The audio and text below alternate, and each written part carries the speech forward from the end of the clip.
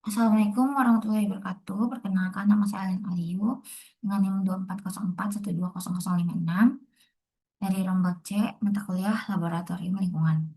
Di sini saya akan mempresentasikan K3 di laboratorium. K3 di laboratorium itu sangat penting dalam kegiatan praktikum karena di laboratorium itu kita berhadapan langsung dengan bahan kimia, alat gelas, api, bahkan mikroorganisme. Jika kita tidak paham aturannya atau prosedurnya, maka kecelakaan bisa saja terjadi. Jadi materi ini sangat penting dan harus kita terapkan sebelum memasuki lab. Yang pertama akan membahas pengertian dan tujuan.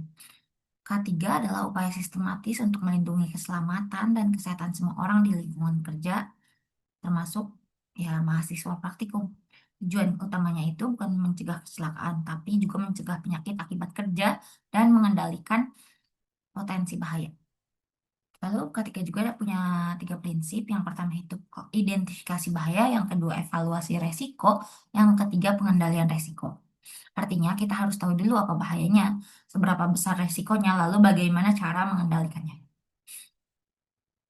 Selanjutnya ada membahas alat pelindung diri alias APD.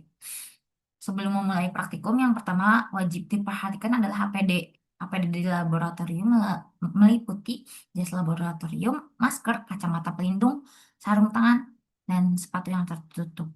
APD ini bukan cuma formalitas, misalnya kacamata melindungi dari percikan bahan kimia, sarung tangan, dan jas laboratorium mencegah kontak langsung dengan zat yang berbahaya. Sepatu tertutup juga melindungi kalau ada pecahan kaca yang jatuh. Jika APD tidak lengkap, sebaiknya jangan memulai praktikum dulu. Lalu, di laboratorium juga banyak alat laboratorium dengan fungsi yang berbeda. Contohnya, tabung reaksi. Tabung reaksi itu untuk mereaksikan bahan kimia dalam skala kecil. Lalu ada Erlenmeyer untuk titrasi, gelas ukur, serta labu ukur untuk mengukur volume. Pipet ukur atau pipet tetes ini mempunyai fungsi yang sama juga untuk untuk memindahkan larutan. Selanjutnya, dan juga kaki tiga digunakan untuk menahan kawat gas dalam proses pemanasan. Ada pembakar spiritus digunakan untuk memanaskan bahan kimia. Ada oven juga untuk mengeringkan bahan. Termometer untuk mengukur suhu suatu larutan kimia. Lalu cawan Petri digunakan untuk menimbang dan menyimpan bahan kimia. Lalu ada juga spatula untuk mengambil bahan kimia dalam bentuk padatan. Lalu batang pengaduk untuk mengaduk cairan dalam gelas kimia. Selanjutnya ada simbol-simbol dari bahan kimia. Yang pertama itu simbol mudah meledak. Contohnya ada amonium nitrat atau TNT. Lalu ada juga simbol zat pengoksidasi alias oksidator. Itu biasanya contohnya hidrogen peroksida. Lalu ada kalium permanganat. Lalu ada juga simbol mudah terbakar. Contoh bahan kimianya itu seperti alkohol, aseton, dan metanol. Lalu ada juga toksik atau beracun. Toksik atau beracun ini contohnya seperti cyanida, merkuri, arsenik. Lalu ada juga bahaya iritasi. Contoh bahan kimia itu ada kloroform, amonia. Lalu ada juga yang berbahaya bagi lingkungan seperti logam berat dan pestisida. Lalu ada juga simbol bahaya radioaktif seperti uranium, plutonium, dan iodium 131. Lalu ada bahaya biologi, ada bahaya pernapasan seperti benzena, formaldehida. Lalu ada juga simbol bahaya gas bertekanan seperti nitrogen cair, oksigen dalam tubuh.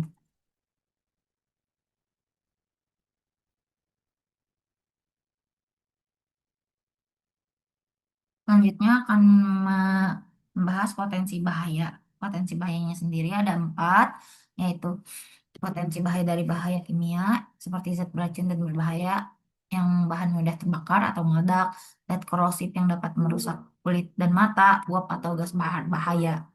Lalu ada juga bahaya biologis. bahaya biologis ini seperti mikroorganisme patogen, kontaminasi dari sampel biologisnya sendiri. Lalu ada juga bahaya fisiknya. Bahaya fisik itu seperti paparan panas atau api, arus listrik, radiasi, kebisingan atau tekanan tinggi.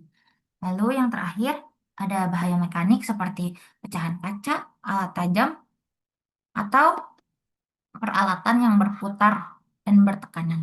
Kalau kita tidak hati-hati, semua ini bisa menyebabkan cedera ringan sampai serius.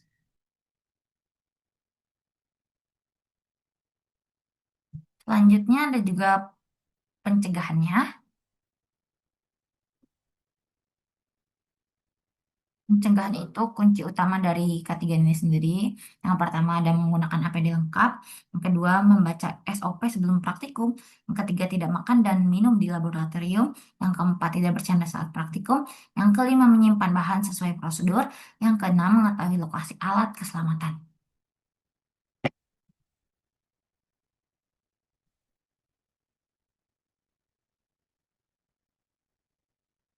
Lalu ada juga penanganannya.